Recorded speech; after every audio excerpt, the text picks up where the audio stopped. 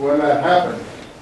And I can tell you that was a very weird night. I was at graduate school at Columbia, and you knew something very bad had gone down, and it was really pretty. It was a pretty depressing time, I must say. So if you think you're living in bad times now, as I told you previously, you thought you ain't seen nothing. This is good times by comparison. This is really good. There were some bad things 30 years ago, and the elections were just as nasty, if not nastier, and people getting killed. You know, it was a very ugly time. I'm really pleased that the country has moved on a little bit beyond it, though it seems to be slipping back. But what's your point? Now, did they get the guys that assassinated him, or? Well, let's hold that point a moment. They got the guys because nobody agrees on who was responsible.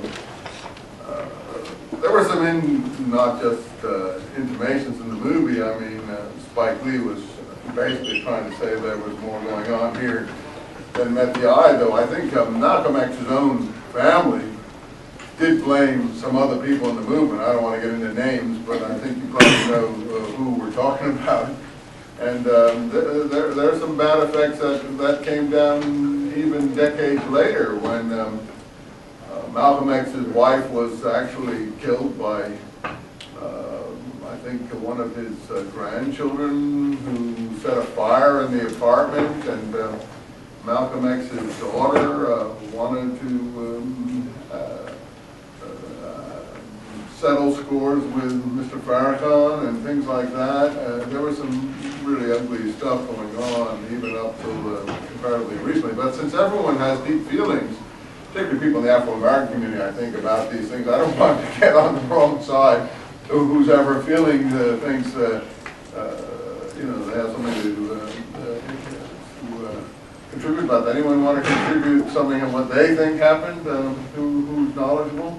You seem to know something about things. What do you think?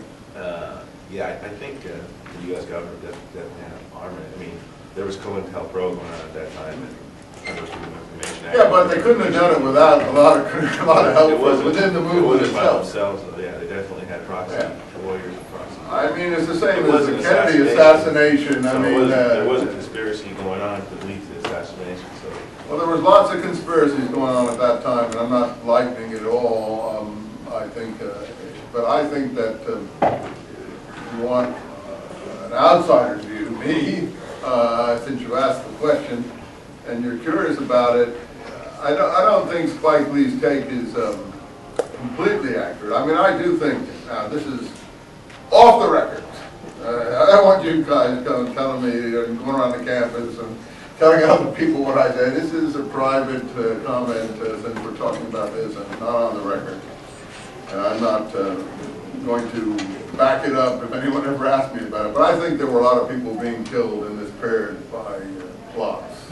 Really bad. It was a bad time. And, I've argued with my children about all the jazz musicians that were killed in very odd ways. I mean, Morrison, for instance.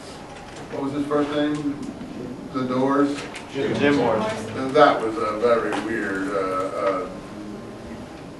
end that occurred there. And of course, we know the Black Panthers. A lot of people were killed among the Black Panthers. Presidential candidates running against Nixon, for instance, people like Wallace, attempts were made and almost killed there to get rid of him in the election. Then Reagan himself was shot. But to try to figure out who the conspirators